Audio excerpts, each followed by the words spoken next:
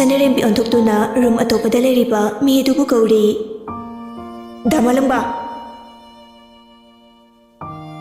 Malangbasu tabaga sathuruktuna Kesorda mamitu khani yengduna lei. Adu mangai Kesorsu malangbada yengduna lei. Ngakpu phawbra thamoida kri phawi. Nangna ngami matagum tawkhibasindo. Ngachidi nangi matam amu yauri. Sondo balai sonjaro nangi numi lore. Kesor noktuna noinabu kari tawba ngamjagani. Aina tawge khankrabadi tawba ngamdaba leite. Nang singlammi. Aidi nangbu hinganbadi pamkhiba nate. Chahi ani ahumsida nakhoina kamdawna asuk yamna luba thabak asibu paikalibano. Noibu nasagi kananaba kari tawba ngamjarage. Nasagi ni haidana kari bu lepa ngamjarage. Malangbana adu uchitaba. Nangumna ikhoidi migi mangnaba amadi migi mathamoi sokpa karisu tawkhide. Adubu nanga mari leinaba khudingmakti aikhoina laman khami. Adusu nangumba tinda aikhoina irailaina laman khumgani khangano. Senarim bisu changsilaktuna Damalamba makoise kuina thamnagumse masina khoidi hena khudongthiba orakani. Makoi lemna thaba pamde. Senarimbi mapira chena Egi bababusu makoi maseloktunaraga hatpa. Adugishu mathakta aikhoigi thawai himpham ohiba SS Microfinance busu muthatnaba honaba. Madugi chapchaba proof evidence pumnamak lei. Kesordu chingnana Senarimbidi yengi aduga karigumba kharasu ningsinglai. Noma SS Microfinance ki manager Ajit Kumar na haikiba. Takesor, haujikse pukchen chendaba malaga pukchena khoigumda thumba. Aduga pukchel sengi Ganga Durelgi amitroni khaluba. Adugumlaba thamoi adudi maigi komda nashana ajana haraujana pamjana chongthajaba oirami. Mathantada chongthabada natana naknaba miyosingsu chingthanaba honaba. Kesor hojik Ajit Kumar na haikiba nakchekte yengna harakpa wahidugi nungi oiba atra hojikte khanglai. Numituda makna khumlamba pakhumdu. Sir, mi amaga khetnaba krish leite. Khetnariba haibabu makoina ikhoidigi hena singba nate. Makoina singlidudagi sharuk jam hena ikhoina singlibani. Numituda Kesorna shimna pakhum pirakpada Ajit Kumar na mangonde yengkiba miteng amadi marolaina haikiba wa adubu karisu leitana khumlakpagi Kesor masada yengkibagi maram haujikte khanglai. Kesor karisu haide tumina dumaklai. Sanarembi amadi malangbana Kesorbu miyoiba amagi minungside yengduna wakal tana wari sanari. Wari sanarabasu wakal taharoi haina khanbana tawshinaba haurakpani. Kesorna Ai, matungta amuk hana asigumlaba fataba thaba ase tawroi. Ichedusu ayakna fanaba layengani. Adugishu mathakta lau inkhon kayasu anjanbigani. Nakhoi aibu thajo aigi thawai si matangdi kallo nakhoina. Aina fataba oirabana haujikti isagi iran ishana yana logjagani. Masida nakhoida athingba amata piroi. Adubu aigi thawai si maktangdi nakhoina kanbiyo. Malangbana Nange dumulumba tato Jangadaba malangbana te Khango duga Nange asuba aran kaya miyamda khangangani sengdokani Aduga nangbushu marufangna muthatkani Sanarembi mapira chena Nangi nafamda aikhoina kyam latkrage Nakhoina tawba ngamba sakti pumba ure Aduna handakti aikhoina tawba amuk yengbiyo Kesor maithongda awaba saduna Nakhoida ai adukki matik lankri adumaknasu ai ichagi iran isani aje ai karishu mailaiduna jengki haibaki wakalsu khande Nangna adu hariga ai khoni ngapirani sira Nangna mi geri punchibusu kaisu leitina khanba Nangisu nangbu ngamba mi lakpani Nangna afaba miyamgi khanba ama oiramlaba thoklabadi ꯅꯪꯒꯤ ꯅꯈꯣꯡꯗ ꯂꯩꯒꯗꯕ ꯉꯥꯛꯇꯅꯤ ꯅꯪꯅꯗꯤ ꯀꯔꯤꯁꯨ ꯈꯟꯗ꯭ꯔꯒ ꯑꯩꯈꯣꯏꯅꯗꯤ ꯀꯔꯤꯒꯤ ꯈꯜꯂꯨꯅꯤ ꯑꯁꯤ ꯍꯥꯏꯗꯨꯅ ꯔꯤvolver ꯄꯨꯊꯣꯔꯛꯇꯨꯅ ꯀꯦꯁꯣꯔꯕꯨ ꯍꯥꯠꯅꯕ ꯇꯧꯔꯤ ꯁꯣꯝꯗꯅ ꯀꯦꯜꯚꯤꯟꯗꯨ ꯄꯣꯊꯥꯐꯝ ꯈꯪꯗ꯭ꯔꯗꯨꯅ ꯑꯣꯐꯤꯁꯇꯒꯤ ꯍꯣꯁꯄꯤꯇꯥꯜ ꯂꯣꯝꯗ ꯂꯥꯛꯇꯨꯅ ꯁꯅꯥꯔꯦꯝꯕꯤꯕꯨ ꯎꯅꯖꯕ ꯂꯥꯛꯄꯅꯤ ꯑꯗꯨꯕꯨ ꯃꯍꯥꯛꯇꯤ ꯂꯩꯔꯝꯗ꯭ꯔꯦ ꯃꯅꯥꯎꯅꯨꯄꯤꯒ ꯃꯃꯥꯒ ꯂꯩꯔꯝꯃꯤ ꯃꯅꯦꯒꯤ ꯃꯅꯥꯛꯇ ꯆꯪꯁꯤꯟꯗꯨꯅ ꯃꯅꯦꯒ ꯉꯥꯏꯍꯥꯛ ꯋꯥꯔꯤ ꯁꯥꯟꯅꯔꯕ ꯃꯇꯨꯡꯅꯤ ꯅꯦꯅꯦ ꯑꯩ ꯁꯤꯗ ꯑꯩꯒꯤ ꯃꯔꯨꯞ ꯑꯃꯒꯤ ꯃꯃꯥ ꯑꯃ ꯂꯩ ꯃꯥꯒꯤ ꯃꯅꯥꯛꯇ ꯍꯥꯏꯐꯦꯠ ꯆꯪꯂꯝꯒꯦ ꯑꯗꯨꯒ ꯑꯩꯁꯨ ꯍꯟꯅꯕ ꯇꯧꯔꯒꯦ ꯃꯅꯦꯗꯨꯅ ꯍꯣꯏ ꯍꯣꯏ ꯆꯪꯉꯨꯔꯣ ꯅꯦꯅꯦꯗꯤ ꯀꯩꯁꯨ ꯊꯣꯏꯗꯣꯛꯄꯕꯨ ꯇꯧꯗ꯭ꯔꯦꯗ ꯀꯦꯜꯚꯤꯟꯁꯨ ꯂꯩꯅꯝꯕꯤꯒꯤ ꯃꯅꯥꯛꯇ ꯑꯃꯨꯛ ꯂꯥꯛꯇꯨꯅ ꯂꯦꯞꯂꯒ ꯂꯩ ꯃꯤꯔꯟꯗꯥꯁꯨ ꯎꯔꯗꯨꯅ ꯗꯗꯥ ꯂꯥꯛꯏꯔꯣ ꯁꯤꯗ ꯐꯝꯃꯨ ꯑꯁꯤ ꯍꯥꯏꯗꯨꯅ ꯁ꯭ꯇꯨꯜ ꯑꯃ ꯄꯨꯊꯣꯔꯛꯇꯨꯅ ꯄꯤ ꯑꯩꯁꯦ ꯏꯆꯟꯗ ꯀꯩꯅꯣꯝꯇ ꯍꯪꯒꯦ ꯈꯜꯂꯝꯕꯅꯦ ꯅꯪ ꯁꯦꯡꯅꯗꯤ ꯈꯨꯝꯃꯨꯀꯣ ꯃꯤꯔꯟꯗꯥꯅ ꯍꯣꯏ ꯀꯩ ꯋꯥꯅꯣ ꯗꯗꯥ ꯑꯩꯅ ꯈꯪꯕ ꯑꯣꯏꯔꯗꯤ ꯁꯦꯡꯅ ꯈꯨꯝꯒꯦ ꯅꯣꯏ ꯆꯦꯅ ꯃꯃꯥ ꯍꯣꯁꯄꯤꯇꯥꯜꯗ ꯂꯩꯔꯒ ꯇꯣꯏꯅ ꯂꯥꯛꯇ꯭ꯔꯕꯁꯤ ꯀꯩꯒꯤꯅꯣ ꯑꯗꯨꯒ ꯁꯤꯗ ꯍꯦꯛ ꯂꯥꯛꯂꯤꯕ ꯅꯨꯄꯥꯁꯤꯅ ꯀꯅꯥꯅꯣ ꯑꯩꯈꯣꯏ ꯆꯦꯗꯤ ꯕꯦꯡ ꯑꯃꯗ ꯂꯩꯔꯤ ꯑꯗꯨꯒ ꯁꯤꯗ ꯂꯥꯛꯂꯤꯕ ꯅꯨꯄꯥꯗꯨꯗꯤ ꯀꯅꯥꯅꯣ ꯍꯥꯏꯕꯗꯤ ꯈꯪꯗꯦ ꯃꯥꯅꯗꯤ ꯑꯩꯈꯣꯏꯒꯤ ꯃꯇꯦꯡꯁꯨ ꯌꯥꯝꯅ ꯄꯥꯡꯉꯤ ꯑꯗꯨꯒ ꯃꯥꯒꯤ ꯊꯕꯛ ꯀꯌꯥ ꯏꯆꯦꯅ ꯄꯥꯡꯉꯤ ꯍꯥꯏ ꯑꯇꯩꯗꯤ ꯈꯪꯗꯦ ꯑꯗꯨ ꯅꯪ ꯂꯥꯟꯅꯗꯤ ꯂꯧꯕ ꯌꯥꯗꯦ ꯕꯕꯥꯅ ꯀꯔꯝꯅ ꯂꯩꯈꯤꯗꯕꯅꯣ ꯈꯪꯕ ꯌꯥꯔꯣꯏꯗ꯭ꯔꯥ ꯃꯤꯔꯟꯗꯥ ꯃꯄꯤ ꯏꯔꯥꯆꯦꯅ ꯁꯅꯥꯔꯦꯝꯕꯤꯅ ꯅꯨꯡꯇꯤꯒꯤ ꯏꯖꯕ ꯗꯥꯏꯔꯤ ꯑꯃ ꯄꯨꯊꯣꯔꯛꯇꯨꯅ ꯄꯤ ꯀꯦꯜꯚꯤꯟꯁꯨ ꯗꯥꯏꯔꯤ ꯑꯗꯨꯕꯨ ꯂꯧꯗꯨꯅ ꯍꯥꯏꯐꯦꯠ ꯉꯛꯅ ꯌꯦꯡꯉꯤ ꯑꯗꯨꯒꯤ ꯃꯇꯨꯡꯗ ꯗꯥꯏꯔꯤ ꯑꯗꯨꯕꯨ ꯐꯥꯛꯇꯨꯅ ꯌꯦꯡꯕ ꯍꯧꯔꯛꯏ 21st December 2014 ꯕꯕꯥꯅ ꯑꯩꯕꯨ BSc ꯅꯔꯁꯤꯡ ꯇꯝꯍꯜꯂꯅꯤ ꯌꯥꯝ ꯍꯔꯥꯎꯏ ꯃꯃꯥꯅꯁꯨ ꯌꯥꯔꯦ ꯃꯈꯥ ꯇꯝꯊꯗ꯭ꯔꯁꯨ ꯑꯩ ꯏꯁꯥꯒꯤ ꯑꯣꯏꯕ ꯋꯥꯈꯜ ꯐꯤꯔꯦꯞ ꯑꯃꯗꯤ ꯂꯦꯞꯆꯕ ꯉꯝꯂꯅꯤ ꯀꯦꯜꯚꯤꯟꯅ ꯃꯊꯪꯒꯤ ꯆꯃꯥꯏ ꯑꯗꯨꯗꯗꯤ ꯀꯔꯤꯁꯨ ꯏꯔꯝꯗ꯭ꯔꯦ ꯃꯊꯪꯒꯤ ꯑꯁꯨꯝ ꯍꯥꯡꯗꯣꯛꯇꯨꯅ ꯌꯦꯡꯕꯗ 15 February 2015 ꯕꯕꯥꯗꯣ ꯌꯥꯝꯅ ꯃꯊꯣꯏ ꯋꯥꯅ ꯌꯨꯝꯗ ꯍꯜꯂꯛꯏ ꯑꯩꯅ ꯍꯪꯕꯁꯨ ꯈꯨꯝꯗꯦ ꯃꯃꯥꯅ ꯍꯪꯕꯗꯁꯨ ꯈꯨꯝꯗꯦ ꯀꯔꯤꯁꯨ ꯈꯪꯗꯕ ꯋꯥꯈꯜ ꯇꯥꯗꯕ ꯑꯃꯒꯨꯝ ꯕꯕꯥꯗꯣ ꯋꯥꯅ ꯂꯩꯈꯤ 16 February 2016 ꯕꯕꯥꯅ ꯃꯆꯥ ꯑꯩꯕꯨ ꯌꯦꯡꯗꯨꯅ ꯀꯞꯄꯤ ꯑꯩ ꯃꯔꯝ ꯈꯪꯈꯤꯗꯦ ꯑꯗꯨꯕꯨ ꯀꯩꯅꯊꯪꯗ ꯕꯕꯥꯅ ꯀꯞꯂꯤꯕꯒꯤ ꯃꯔꯝꯗꯤ ꯃꯍꯥꯛꯄꯨ ꯀꯦꯁꯣꯔ ꯀꯧꯕ ꯐꯠꯇ꯭ꯔꯕ ꯑꯃꯅ ꯃꯥꯒꯤ ꯄꯨꯟꯁꯤꯕꯨ ꯇꯝꯁꯤꯟꯅꯅꯕ ꯍꯧꯔꯛꯈꯤ ꯑꯃꯗꯤ ꯕꯕꯥꯗ ꯑꯣꯏꯗꯕ ꯀꯌꯥ ꯍꯥꯏꯖꯤꯟꯗꯨꯅ ꯏꯃꯥꯕꯨ ꯐꯠꯇꯕꯤ ꯂꯝꯆꯠ ꯅꯥꯏꯗꯕꯤ ꯑꯃ ꯑꯣꯏꯅ ꯎꯍꯟꯈꯤ ꯑꯃꯗꯤ ꯑꯩꯈꯣꯏꯒꯤ ꯕꯥꯃꯣꯟ ꯁꯥꯒꯩ ꯑꯁꯤꯕꯨꯁꯨ ꯃꯍꯥꯛꯅ ꯐꯠꯇ꯭ꯔꯕꯅꯤ ꯁꯦꯡꯗ꯭ꯔꯕꯅꯤ ꯍꯥꯏꯅ ꯁꯟꯗꯣꯛꯈꯤ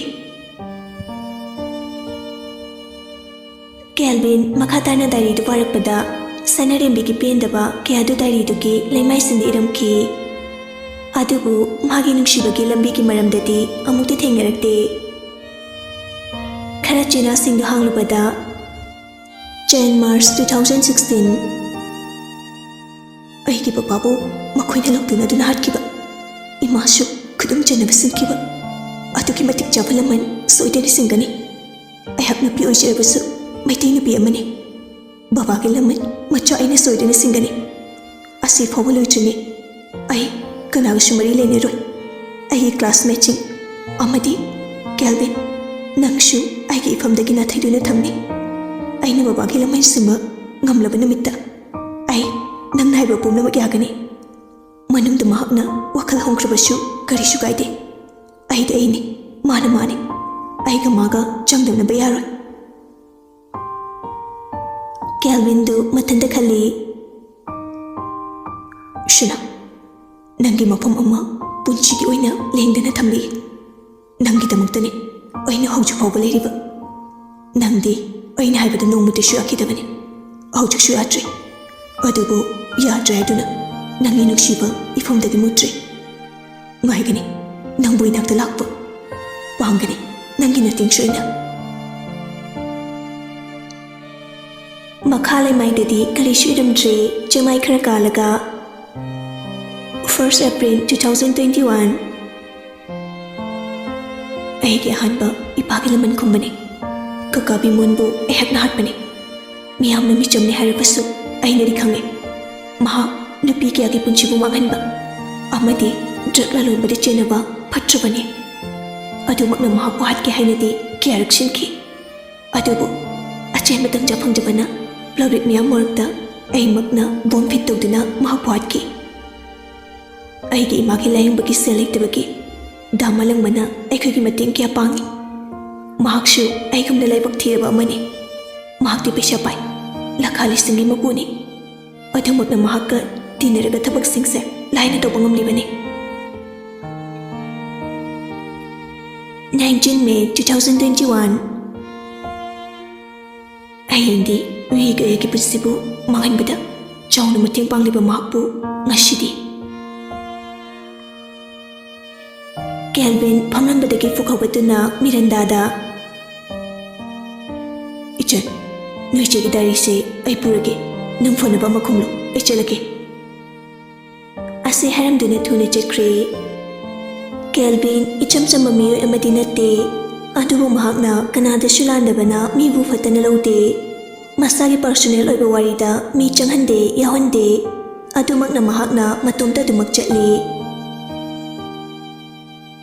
Somdana Kamdauri Malang Bana Pakatna Ishana Nanga Dudi Tawano Nanga Makhala Bishu Nangi Baba Amu Hingalakadabanate Adugi Sharu Karina Pagani Habakanase Mahdi Patuluitaba Mapunchi Asida Fataba Kiani Yumduna Lamani Mahana for Patorkani Havidi Tachubagi Wamadane Asi Haidana Hiki Kapli Adubu Katumdagino Kangode Kesorda Tungdagi Kanagumba Amana Karigumba Machin Tumlaba Amana Kangtintilai Sanarian Bidu Makuta Pariba Revolver Adu Kangtataduna Makut Anina Manakung Mensinduna Tumina Pamthakre Malang Babakatna Shana Se Kidurage Sana Aigushtabro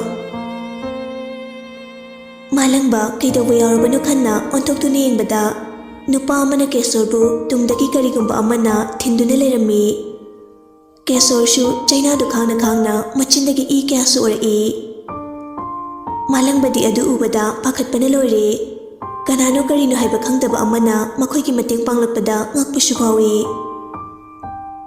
Malang Ba Adumuk Pakatna Karanana Karigi Mahum Chidalakano Kaigino Nanga Shigum Lubasi Toriba Nanganano Sanarin Bitap na Hugalagduna Nupaduki Manakti Jangsinduna Kaigino Nang Namapur Shidalaiba Nang na Igilambita Asukam ni Yelivas Kaigino Nang Nafana Honarabasu Aibu Kudum Janbadi Kakoy Tuktabane Sakangdaba Duna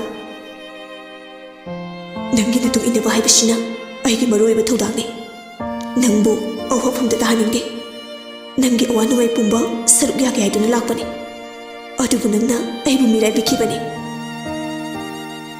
Malang Mana Marak Tatuna Sanarim Bida Onchinduna Shana Nang Nupashi Masakambra Kangni Haiba Pakumdagi Hindi Mamai Dunon Taduna Amuk Laikre Nupaduna Sanarim Bida Hairap Shuyengi Aduga Malang Bada Onsinduna Ahigimi Kelvin Wangkep Aujauji Imphal Westki SPU ni Lady Malang Badu Ngakpana Lori Kari Haigani Kumbang Kangdre Ngakpana Yengduna Adum Laikre Kelvin na Shomna Ngaklibada Chumme Ngakpum Shutue Odom na Tawliba Tabak Ase Afoba Tabak Amadinati Aduba anyway Aina Fona Bishingani Nangkay Shuwagano Aikoi Nangi Nating Pangani Amadi Nangi Tungi Punchida Yaifana Bishingani Asana Wari Sanaringai Kesorna Ishon Sonna Mangonda Tiliba Tangdo Shatuktuna Kelvin da Tingi Haina Tuna Lakpani Sanarin Bina Haishingna Kelvin Bu Intoktuna Asoy Angam Di Tokaudre Adubu Laibak Tibadi Kelvin Kesorda Tinki Batangdudi China Krakakdagi Tinbani Sinaba haiduna thinbadi natte. Adubu handakti masa matanda yeshinjaduna soidana mathanda thinduna sijare. 1 year later, ayuk anganbani Surjalata ipama pukuramba loriduna lainambi imungda changlai. Aduga kari karino thabak khara loisili. Mapandagi lekai ahal amana Ahima Bema lainambi nangbu taduna kaurishi tadabro. Lainambi shu tholaktuna tada kari walike hekta haibiyu. Ahal aduna La ashi mapun ani khakta piyune kundolinbagi shemnabaga tanga yatnabaga aishi punna lauthohudre. Hoi tada puchiraklage kari awat apado hekta habiro tada koina fanaba khara sinbida yadre. Hoi ibema nang tada hoi leishidi ichagi luhumbabu tachu homba yabra haido. Fare matam shishu thengjile ibema dubu kebaga loidibrane. Lohore tada kaukthokjarage. Ase haiduna imungda changkhre. Sanarembi kundolengnaba haiduna tholai. Mahakki fajabada ubada lekai miyam pumbana kalaknarami. Sanarembi masak matauda lamchak sajata lairik laisudasu awatpa leite. Sanarembigini haibada hujikti mama lainambi amadi manawnupi miranda natana kanasu leitre. Kundoling busaure Sanarembigi maithongda tariba awabagi mamidi kananasu khangbide. Miyamna ubiribadi mahakki ningthisaraba maithongdudani. Kundoling busulorduna chaksabagi matam yorduna chaksaminari. Mamana Sanarembibu chak ilammi. Sanarembi mamaga manawnupigabu thadoktuna chatlani khanbada awaba haibada ori. Madugi khanbada Sanarembi kaptaba ngamdre mitludagi pirang lepa leitana sintharai. Lainambina Chambi karigi kaplibano ichagi asuk nungairaba numisida karigi ichana mittagi pitari. Sanarembi haunaruba tawdana mitlu pirang mahaksu lepa leitana chintharai. Ima ngasidagi imada kejabada phanglaroiko.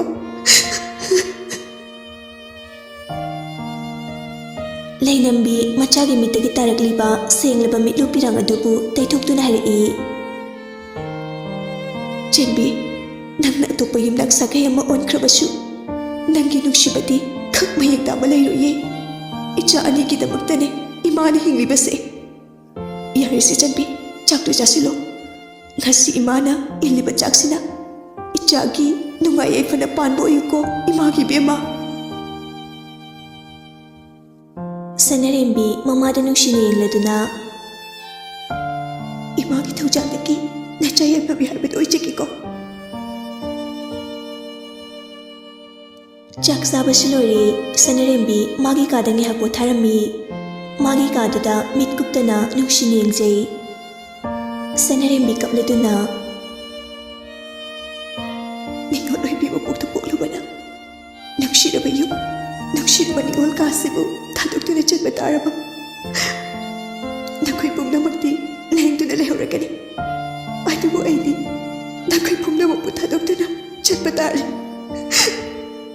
Ima baba nakhoi anidi manchaige awaba umitana leriko adubu ngasidi nungshiba maaka punchilai punsemgadore. Punchisupa maaki makada lengdana hingba ngamjagiko.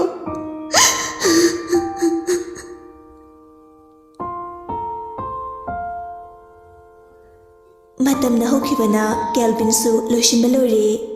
Borjatasu torduna lekai miyamdu nimfu ngangnarami. Bor fajai awatpa leite haiduna Kelvin di pumnamaktu amata changdre. Magidi nuksibi pamobi mahaktu magi orani khanbada masadu mathung marang hauravani. Avijitna Kena yamle manupase ngasidi mathau nawida kaigino. Kelvin tapna kumnai Police officer khoshu nusiba masa khangi. Isagi duty ni lui khalu basa yam lalame. Mayam du Kelvin na mong hadana tapna kumlok paduda punna nokthore e. Somdana kay nasu ke bahukre. Laikagi mising sulak bahunare. Maya, Jessica, amadi atopa masuma manabi kaya sulak duna. Sanarin bigi manak tapam duna wari nungay basari. Maya na. Tess, kamdawi. Ay nangamdana ek jalan badaki ngasi di hong dore daw. Nangi siloy kradi ay giswamta kanahorage. Jessica na. Maya di am haybani. Ay gisu nupakra pangba. Ay nagahayba daw ba? Kudomi daga hapaga layba ba amti tiyo kayo no? Ase hayduna punna fagi amuk tawduna punna nokli. Asam na ngang na layringay borlak pagi makhol tarami. Sanarimbi mamalay ng bisu makhol do tabadagi kapkano hayba yaraktre. Nungshirapa machakay na ni kalubada mahaksu kambayada chintarai milupirang. Machagi mamangda kaplabadi nungay kiroy kanbana mama oibidu awabadu kangjinjay. Kaya na mama na bisingdo yinglaga bor masak fajay hayna ngangnarami miyamdo. Adubu mayaga Jessica gadi angak pasipauramde. Maramdi makoy hana kangnaraba ngaktani. Borshu mamtok mayayda tholae. Sanarimbi buminarandana samduna puthurae.